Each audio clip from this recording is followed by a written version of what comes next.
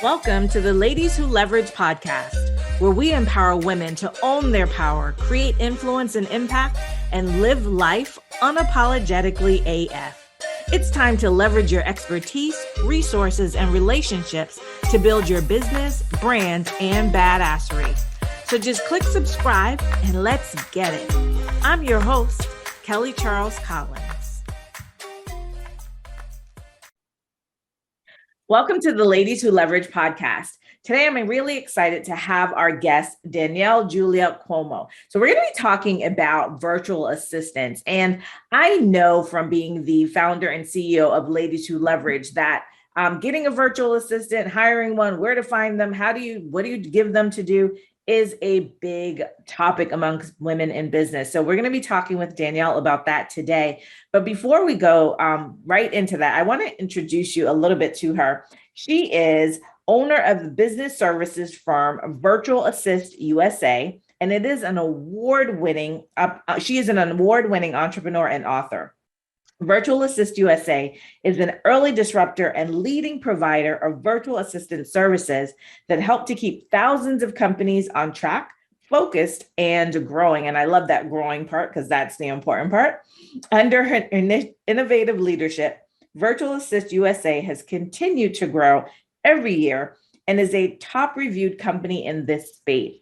Danielle is a seasoned professional with more than 13 years of experience starting, developing, and leading local and national businesses across a variety of growth industries. She is a graduate of the Pennsylvania State University, where she received her bachelor's degree and her master's degree in business administration. Danielle, welcome to the Ladies Who Leverage podcast. Thank you so much for having me. I'm so excited. Again, as I said to you, this is a topic that comes up often when I'm talking to the women in Ladies Who Leverage about their businesses, this whole thing about having a virtual assistant.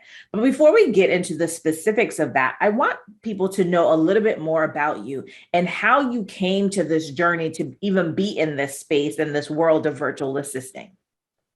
Absolutely. So I started this business in 2008. And as you may recall, that was the start of the recession. And so the economy was, really shaky. It was in many ways similar to what's happening now in the business landscape. And I had got laid off from my position. They had outsourced our entire department overseas.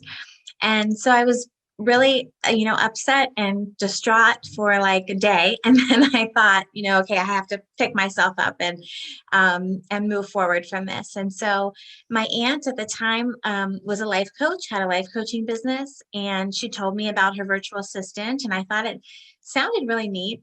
But I thought there were a few things that I thought to myself, well, I could do that better or a little bit faster or maybe a little bit more efficiently. And I started. And so 13 years later, here we are. It's interesting how our businesses sometimes and I guess this is not really a surprise, but our businesses come out of seeing something and knowing that we can either do it quicker, better, faster, however it is, right? We think that we can do a better job of doing that. So what was it that you saw that you thought, I could do that better? Yeah. So my aunt was working with a solo virtual assistant. And so the approach that I've taken and that my business has taken is to work with a team of virtual assistants. So being more of an all-inclusive service, being able to offer a broader range of services so that a client can come and it's like a one-stop shop for them. Yeah. And let's go back a little bit because we're saying virtual assistant and some people I don't think that there's like one general definition of a virtual assistant, but I do think that there is like an umbrella of what that entails. So let's start there. What actually is a virtual assistant? Well, a virtual assistant is an independent professional that you hire for your business, just like you would hire to work with an attorney for your business, an accountant, the CPA. And so we're not an employee of your business, but we're just a professional that you work with. And we work with clients that need some services. They need admin, they might need marketing, they might need web help, podcast help, but they don't have a need for a full-time employee. Maybe they just don't have enough hours to fill full-time. Many people work from home these days and they don't have the space to bring in an employee. And so having a virtual assistant is an alternative to hiring a traditional employee. And what you just said, I think is worth expanding on, because you went through the different types of virtual assistants, that they could do all kinds of different things. And sometimes I know, like in the conversations that I've had with some of the women, they think about virtual assistants as you hire one and they do everything. So I want you to talk about that, Danielle, in terms of getting a virtual assistant, like you said, a team, because not everybody can do everything. Yes, exactly. So I think it's best for people to be working in what we call their genius zones. So for a virtual assistant, for example, if you're going to have a VA do your social media, you should have a VA doing your social media that only does social media, digital marketing, that space. You don't want them also dabbling in bookkeeping, for example, paralegal work. It just wouldn't. Um, lend itself to that VA being an expert in that area, being able to say on top of the best practices, being able to really add value in that space. So I always encourage people to, when you are working with a virtual assistant, if you have multiple needs, think about working with multiple virtual assistants so that you can get those areas of specialization. Now, I think that probably just scared a lot of people. I think you just probably scared a whole bunch of folks talking about, oh, go get a team. I don't even know to get one person or think I can afford to get one person. And Danielle is now saying to me, I need to get a team of people. So let's talk about that, because I think that's a real sticking point for people, is what does a virtual assistant cost, and how can I afford that? I'm starting out. How can I even afford to have one virtual assistant, much less a team of virtual assistants? Mhm. So when you're working with a team of VAs, so just to use an example here, if you're doing social media, and then you also need a VA for some admin, some research, and then a VA for your bookkeeping. It's not the same as hiring 3 full-time or even part-time employees. Something like your social media might just be 5 hours a month. So you're looking at an hour a week, basically. So when you think of it like that, it's not as overwhelming. In terms of cost, if you're looking at a US-based virtual assistant, mostly in the range of 30 to 40 an hour. Most companies kind of fall in the middle there. And that is an all-inclusive rate. So you're not paying for workers' compensation, you're not paying for insurance, any type of benefits, vacation days, holidays, anything like that. It's just an all-inclusive rate that you're paying. And it does help to also control your budget a little bit. So with most companies, you can say something like, I have $150 I want to spend this month on social media, or I have, $200 that I want to spend on market research for my competitors. And you can sort of work backwards that way. And so it doesn't have to be so financially overwhelming. Yeah, I think that's a good idea. And I didn't know that you could actually tell them, how much. I've seen different companies where they say, they have packages for this number of hours. And you brought up something in terms of US based versus, we know that there are a lot of virtual assistant companies that are based out of the Philippines. Yeah.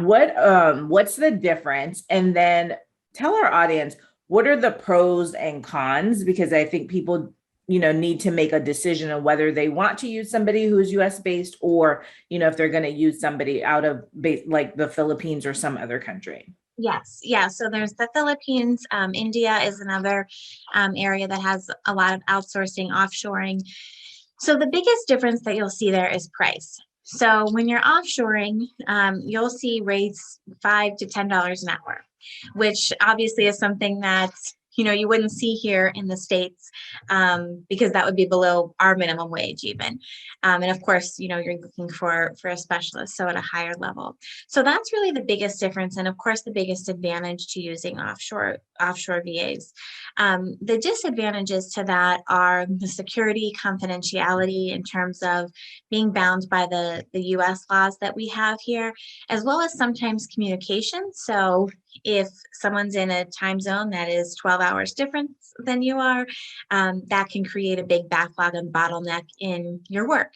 It might take longer to get things done because there's a lot of gaps in the back and forth communication. Those are really the two biggest disadvantages. But I will sometimes get clients who will say, I have this really large data entry project, and it's pretty basic. I don't want to pay $35 an hour for it. Like, should I offshore? And so if it's something like that, it's not sensitive information. It's pretty basic. I would say, offshore that for a couple $100, and then save your budget to work with a US based VA on something that's more strategic, that requires a higher level skill set, that requires more communication, that sort of thing. And when we're looking at hiring our VAs, what are the things that we need to look for in hiring VAs? What are some of the skill sets or maybe some of the questions that we need to be asking? So by and large, the biggest thing to look for is a personality match. So if you have 5 VAs, for example, they could all across the board, each of them could have 10 years of experience in admin roles. They could each have a bachelor's degree. They could each specialize, in certain platforms. But really, because this is such an intimate, close relationship with your VA is becoming like your right-hand person, ideally. It has to be a good personality match. So I think take the time to meet with your VA, your potential VA, over video if you can. Take the time to just get to know them, get to know their working style, and see if that's a match for yours. You don't necessarily want someone that is the same working style as you, but someone that has a complementary working style. So, for example, lots of entrepreneurs I know are big picture thinkers. They're always, one step ahead of themselves, and maybe they're not so great at the little nitty gritty details. Doing. Yeah. Doing. So if that's you, it would make sense for you to have a virtual assistant that's, super detail oriented, that doesn't miss a beat in that regard, and you would complement each other well. So by and large, I think the biggest thing you want to look for is a personality match. But on the practical side, what you want to look for with your VA is that you want to make sure that they're are transparent with their records, so that you're receiving regular, if it's daily or weekly, whatever cadence you decide on, time reports, so that you know how much time is being spent on your account, what's being spent on it.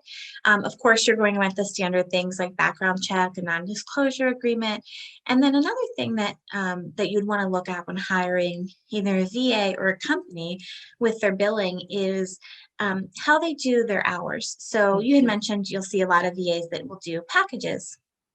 That's sort of the common way to do pricing nowadays, but some companies will have those packages never expire and you can use the hours whenever. Others, they will expire after 30 days or maybe after 90 days. So that's something to get really clear on too, especially if it's your first time hiring a VA.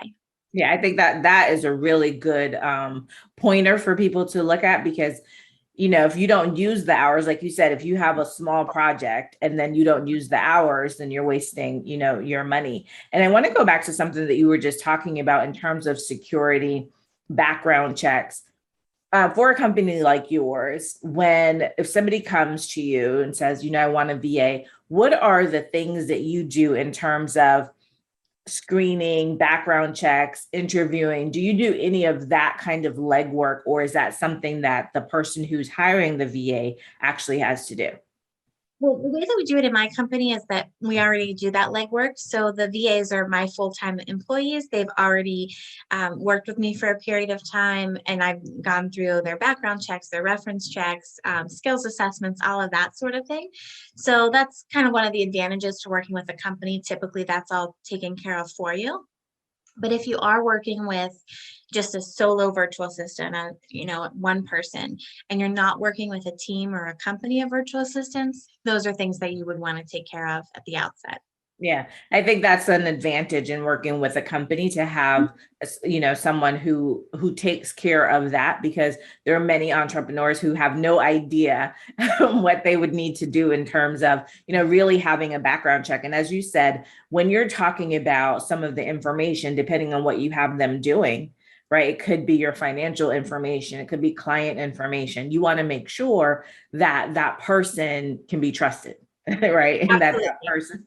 Yes. And I would also say, I mentioned just briefly, but the skills assessment. So that's important too. There's tons of options to do this online. It's, again, if you're hiring an individual person, it's really cheap, but it's definitely worth it. If I were to say I'm an expert in Excel, you could, that can mean expert can mean different things to different people.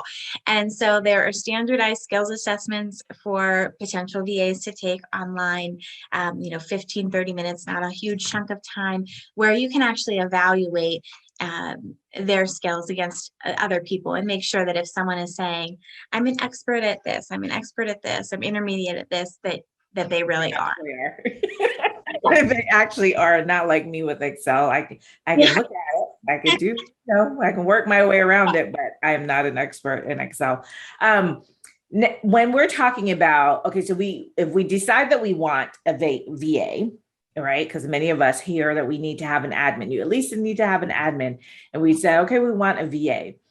What tips would you give to really looking at the work that you're doing so that you know what work to delegate? And I guess to your point of having a team of people doing different things, who is the right person to do that type of work? Mm-hmm. Yeah, absolutely. So if I'm working with someone for the first time that has never worked with a VA or even had an admin support person at all, so they're new to delegating, they know they need to, but they just don't know where to start. We usually do an exercise together. I'll have them take 3 days or so and literally write down, keep a journal of every task that they're doing for the day. And it can be as simple as managing my email, I'm checking my voicemail, I'm putting together a quote for this prospective client, whatever those things are. And then we'll look at that at the end of that period, 3-day period, and we'll put everything into 3 buckets. So the first bucket is something that can be automated. So there's lots of different platforms out here these days that can automate things like submitting quotes, doing invoices, that sort of thing. So that's the first thing that I'll look at. What can we just immediately take off your plate with an automation? And then we'll look at, what can a VA do for me? And from there, we'll talk about, okay, the VA can do this, manage your email, they can check the voicemail, they can do these things. And then we're left with the tasks that only you can do yourself. And so sometimes there's a little bit of, push-pull. People won't want to let go of so many things. And you've probably worked with so many women entrepreneurs that are like that. Hey. I totally get it. And so sometimes I have to pull it out of them a little bit, but really, what it comes down to is, do you need to be doing all these tasks? So certainly you are capable of checking your own voicemail, but is that the best use of your time? No. So as an example. Yeah, I had to do that same thing, Danielle, because I found myself doing all of these tasks, and I had to sit down one day and I just said to myself, what are you doing? Like, what are you really doing? Because you end up doing all of these tasks and you realize that though there are things that need to get done, they're not the things that are taking you even that much closer to the goal, right? To the vision. Absolutely. And so I did that. I sat down and I started to just write down, because I had that same thing. Like, what am I going to, I don't have enough work to give to another person. Like, what am I going to do with that? And I sat down and I, started to write out, and you'll be surprised when you do that exercise at the things that you're doing every day that you don't even realize, right? Mm-hmm. That you're doing, that somebody else should really be doing. Yeah. That can be major time sucks. I use the analogy often that, if you're right-handed and you are handwriting something with your left hand, you can do it, but it might look sloppy. It's not going to be as nice as if you wrote it with your right hand. And it's really a simplified explanation, but it's a good analogy for thinking about, even though I can do this, should I be doing this? Can somebody else do this better or faster or cheaper, more efficiently than I can? And that's really the question that you want to ask. Yeah. And for those who are thinking, yeah, this sounds really great, Danielle and Kelly, but I just can't see my way through paying the money and them thinking of it as so much of an expense in their business. What would you say to help them overcome that fear and realizing that it really isn't, it is an expense in terms of you're outlaying money, Yeah. but that it's really an investment that will help you to move forward faster? Yeah. So it is an expense, it's going to be a line item in your budget. It's something, you're going to pay every month or so. But that being said, the idea is that you're working with a virtual assistant that's going to free up your time to grow your business in other ways. So you're going to be able to do more strategic planning, do more vision casting, spend more time on prospective clients, looking at different opportunities for growth for yourself, for your company, and really what that will give you back. So it's not so much thinking about, okay, I'm paying someone $35 to do a month of my social media content. It's more of now I have this time free to call on old clients and see what they're up to and see if we can rekindle, some sort of relationship. So that's something to think about too. Yeah. And I want to talk to you a little bit more about your business and setting up your business and how you got into that. So I know that you said, I saw what my aunt was doing and I knew that I could do it better. But what was your, talk to us about the journey into entrepreneurship and, was it a rocky road? Was it smooth? Tell us a little bit about that. It was super rocky. I think I was, had just been laid off from my job, and so I was feeling really scattered and just disappointed, and kind of wondering, where can I go from here? And so it wasn't the happy. I've always had this dream to have this business, and now I'm finally doing it. It was more of a survival thing for me. Like, okay, I need to make money now, and so for me, that was a bit of a rocky start. And I knew also that it had to work. I had to make money. I had to generate revenue because I had to pay my bills. And so it was a different mindset for me, but I think that it really helped me grind it out in the beginning. And I know for me in the beginning, I was working, around the clock. I felt like it was all I was doing was working on my business. And now I don't have to, do that as much. And I have more of a relaxed schedule now. But, that time was, an uphill climb, but the end has been absolutely worth it for me. Yeah. And what kept you going? So in those times where it was rocky, what is it that kept you going, saying, I have to get this done. I have to make this work? Yeah. For me, I knew that I didn't want to go back to having a corporate job. So I knew that even if I had bad days, maybe if I lost a client or I didn't get a deal or like one of my key employees left or something like that, I still knew that even though I was having a bad day, I still did not want to go back to that old sort of 9 to 5 model. I didn't want to be limited in my income earning potential. I didn't want to be limited in my time like that. And so just keeping that end goal of being an entrepreneur in mind is what kept me going. Yeah. It's a whole saying, right? Begin with the end in mind, and it will keep you to move towards it, because there's always that thing that's out there that, keeps you motivated and keeps you moving. And obviously the podcast name is Ladies Who Leverage Podcast, and my women's community is called Ladies Who Leverage. So I'm always talking about leverage. So how did you leverage either expertise, resources, or relationships? And how do you still do that, in terms of making sure that your business continues to grow and thrive? Mm-hmm. Well, we were talking about, not being an expert at everything and working in your genius zone. And that's something that for me, I do the same thing. So I am not an expert in everything. And so I've been able to hire people on my team who are. You can hire people that are smarter than you in those areas, hire people that know more than you in those areas. So I was able to leverage the expertise of my team members and benefit from their expertise while I'm just focusing on what I know I'm really good at, what I can focus on and how I can grow the business that way. Yeah. It's funny how releasing some of that really does give you a sense of relief when you think, for those of us who are controllers and want to do everything, and you're like, no, I'm the best at this, right? It's so amazing how once you release it and really release it, how freeing That is right. So I have Becca, who helps me with the community and Ladies Who Leverage. And in the beginning, I was doing all of this stuff. And then I said, no, I'm going to turn this over to you. And, gave her more and more. And now I just find myself like, oh, it's so freeing that sometimes I'm like, oh, I need to check in to see, to see if everything is getting done. But I have just released that and let her take that on, because it frees your space and your mind to be able to do things. Yes, absolutely.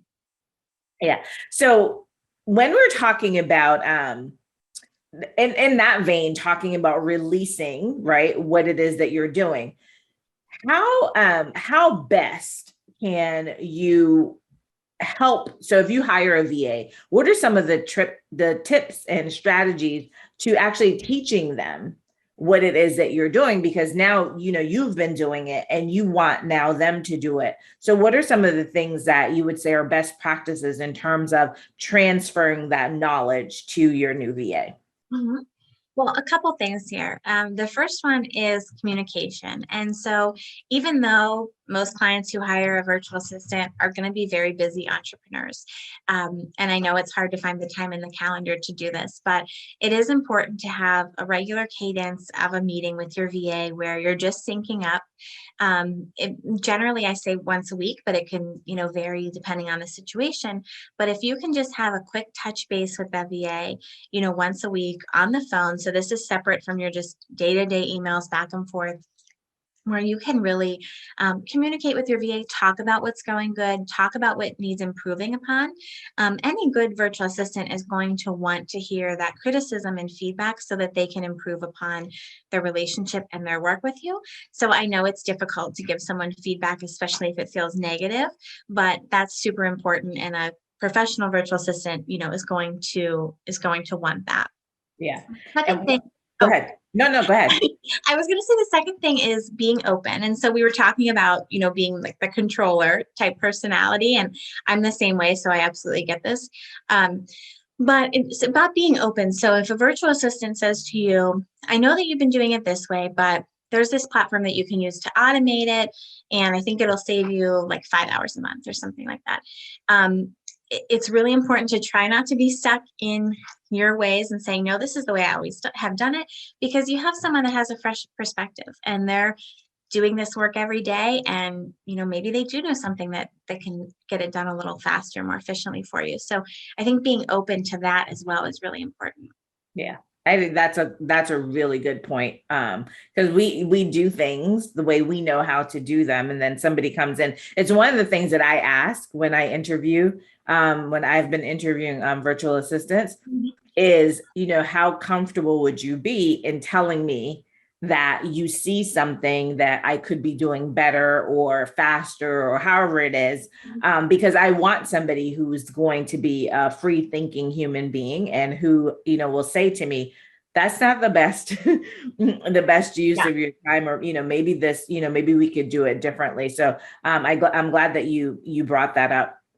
And so for those who would like to learn more about you and learn more about your virtual assistant services, how can they contact you? They can contact me directly through the website. It's virtualassistusa.com. And I answer all of those inquiries personally. So if they had, any further questions or just wanted to say hi, I would be happy to hear from them. Awesome. Well, Danielle, I'm so glad that you were on the Ladies Who Leverage podcast. This was really valuable information. And everyone, make sure that you contact Danielle. Her information will be in the show notes.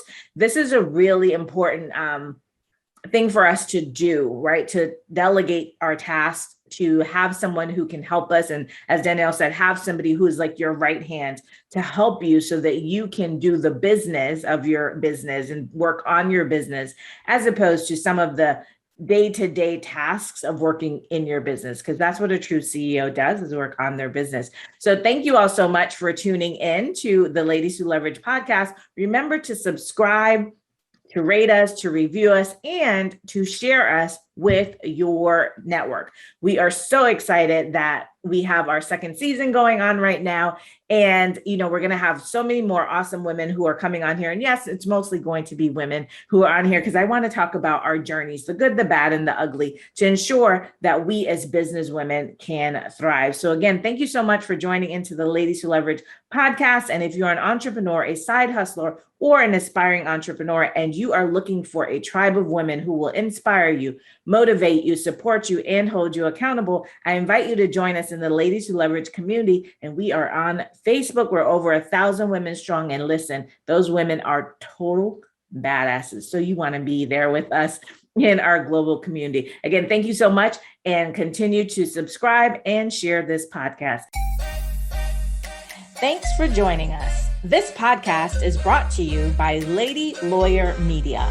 If you're a badass woman who's ready to take action to live life unapologetically AF, then you need to join our global community on Facebook, Ladies Who Leverage. And remember to subscribe to our podcast. And until next time, let's collabosource, strategize, and monetize.